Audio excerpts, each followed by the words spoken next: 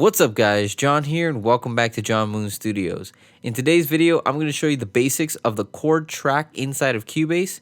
This is a great tool to help develop chord progressions for your songs. And before we begin, make sure to subscribe and hit the like button. This will help support the channel and continue to allow me to make these videos for you all. So let's get right to it.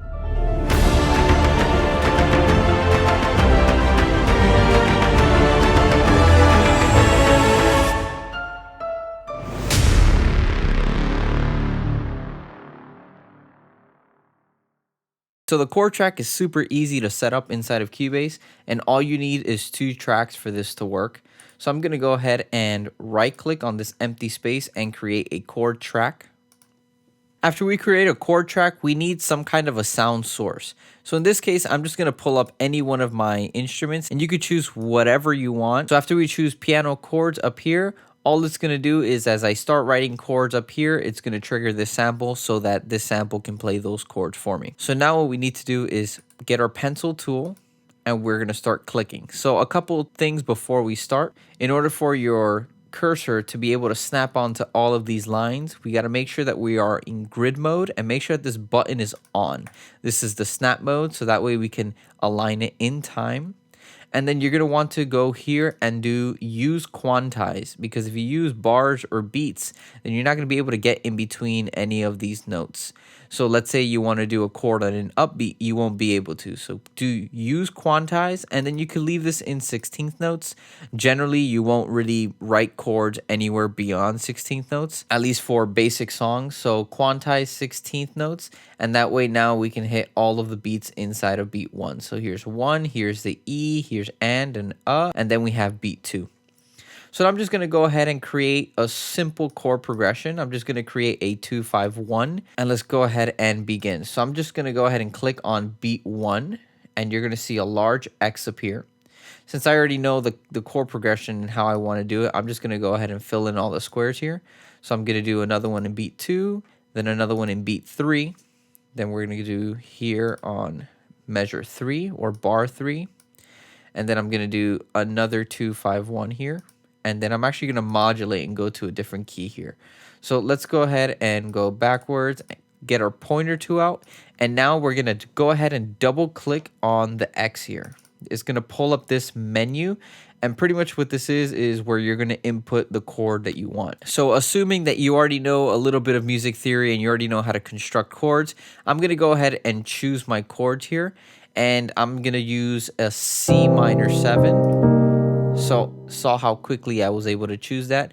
C, and then I choose the quality. I want it to be minor, and then I want it to have a 7th. Now the difference between this 7 and this 7 is that the J means a major 7. So if I play a major 7, I'm going to have a C minor major 7. So I'm going to go back to the C minor 7. And the next chord, I'm going to go ahead and double click. The next chord is going to be a D minor 7. And then I'm actually going to create a flat 5. So it's going to be a D minor 7 flat 5 chord. And then this next chord is going to be a G7, but with an altered tension, so a flat 13. And then I'm going to choose here another C minor 7 chord. So notice how as I'm creating these chords, the piano is being triggered by these chords. Let's go ahead and hear a playback to see what this sounds like.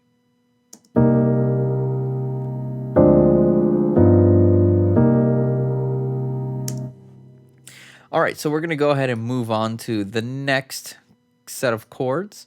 And now here what I'm going to do is I'm going to modulate to the key of F. So I'm going to do a 2-5-1 in the key of F. So the 2 in the key of F is G. I'm going to do a G minor 7 flat 5. Then I'm going to do a C7 flat 13. And then I'm going to resolve to F minor 7. And there you go. You have your chord progression. We're starting in C. We're doing a 2-5-1 in C, and then we're going to do a 2-5-1 in the key of F to modulate the key. So let's go ahead and listen to what we have.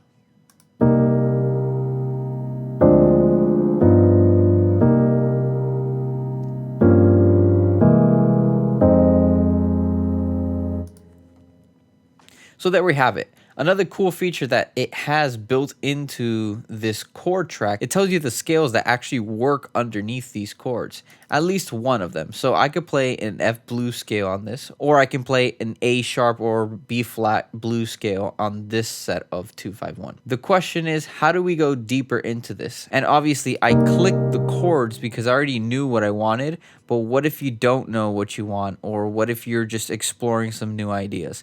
Well, the cool thing is that we can open up something called the Chord Pad, and this is found if we press this middle button in the top right to open up the bottom layer here. There's these 4 tabs here. We're going to go to where it says Chord Pads, and then here you're going to see that they already have some chords laid out for us.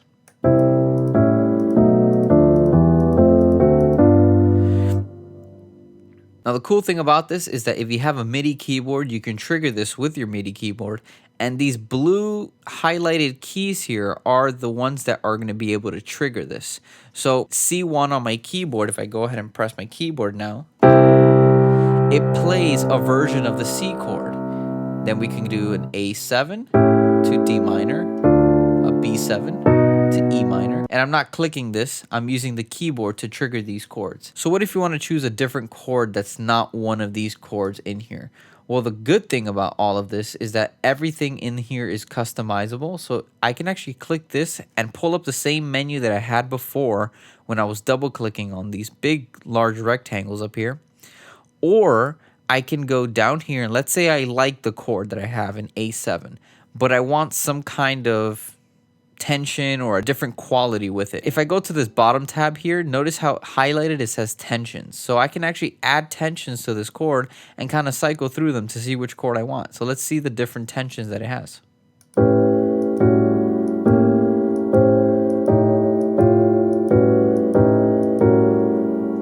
You get the idea. It goes through all of the tensions and then it starts adding tensions to add even more tension to the chord. So that way when you play a C chord and you want to go to an A7 flat 9 13 chord to a D minor chord, it sounds more interesting than just the basic A7 chord. So you have the option to do it. And let's say you don't know a ton of music theory. Well, here it's helping you out and just giving you the answers as you start scrolling through these different choices.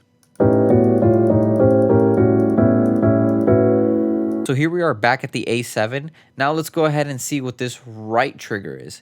So this one is actually called voicing. So the cool thing about this is that you can actually choose how the chord is voiced. So let's say you want to do a C chord, you want to do an A7, and then you want to go to D minor. So notice how that was voiced very nicely, but let's say you want to do a different voicing. If I go ahead and click the down arrow, look how it starts to cycle through the different voicings.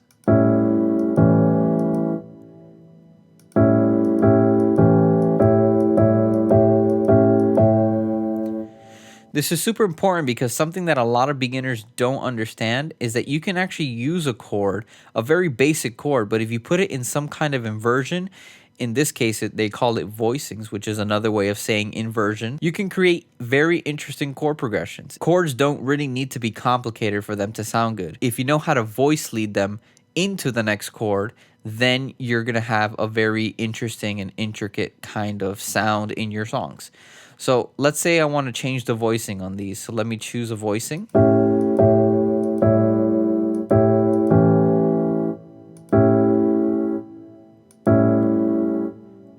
So let's say I go with that one.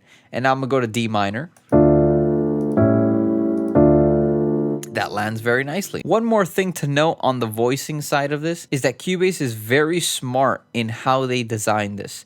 Because notice how as I'm changing the voicing of this one chord, look at all of the voicing structures of all the other chords. They're changing as well so that it can have the best possible voice leading throughout all of these chords. So as I'm cycling through them, look at the white little lines, which are going to tell you the voicings. Even though you can't see piano keys, you get an idea of what they look like. So no matter what I'm doing, if I hit A7 to D minor, it's going to give me the best possible voice leading. So I'm going to go ahead and show you one more cool thing that this chord track has. and it's the circle of fifths and the circle of fourths, and they give you a very beautiful diagram so you can go ahead and explore the different sounds. So if you choose this right here, this little this looks like a little chat box. If you click on it, you're going to get something here called the Chord Assistant.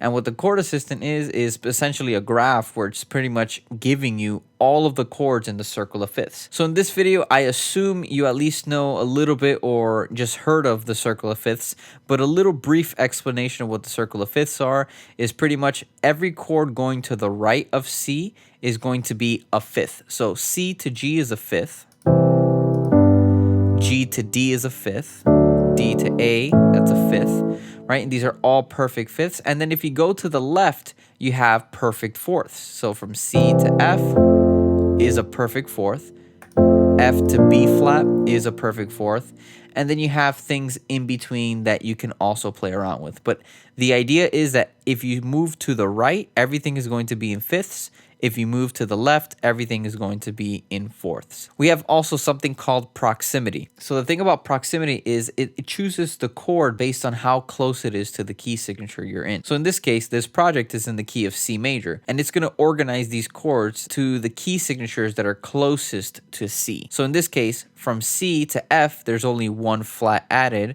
Therefore, it's in close proximity. From C to B flat, there's only two flats added, and it's still in close proximity. From C to G is 1 sharp, and from C to D is 2 sharps. So these are the closest proximities we have to the key signature of C.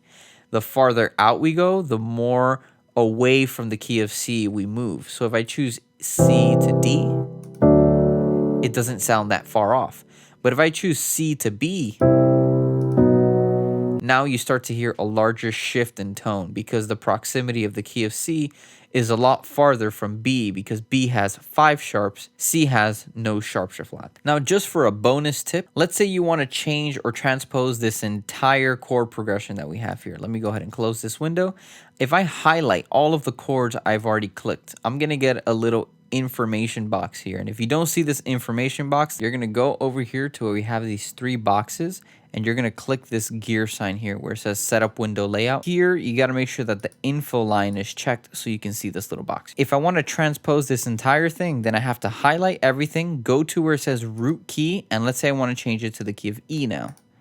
Everything is going to transpose accordingly, and now I have my chord progression in the key of E minor, and then I have my 2-5-1 in the key of A minor. So that's a brief intro to the chord track and how you can take advantage of some of these tools inside of Cubase so you can create some really interesting chord progressions. If you have any questions, just go ahead and leave your comments down below and I'll get to them as soon as possible. If you like this video, hit the thumbs up, subscribe. Don't forget to hit the ring button so you don't miss any of my weekly videos. Also, don't forget to check out the Johnmunstudios store. I have a variety of merch with the official Johnmunstudios logo on it, so go ahead and check it out. As always, don't forget to share with your musician friends. I'll see you guys soon.